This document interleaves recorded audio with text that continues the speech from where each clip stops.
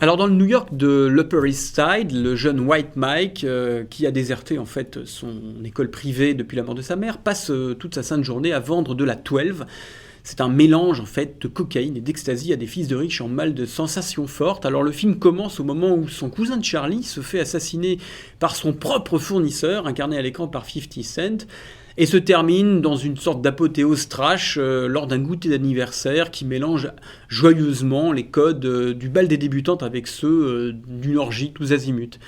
En réalité adapté d'un roman best-seller de Nick McDonnell, le nouveau film de Joel Schumacher aurait pu et aurait très bien pu secouer le cocotier de la bienséance en imposant vraiment une tragédie moderne sur les excès d'une certaine jeunesse dorée.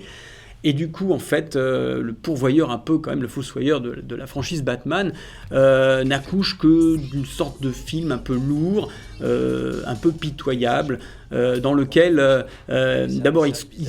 commence à raconter son histoire en la lestant d'une voix off assez assommante, le tout traité avec des effets qui sont dignes d'un clip R&B, un peu bling-bling, un peu assourdissant et assez vulgaire.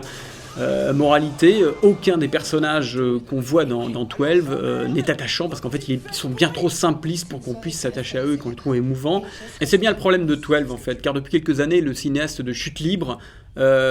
excellent film en son temps avec Michael Douglas, tel un anti-Midas,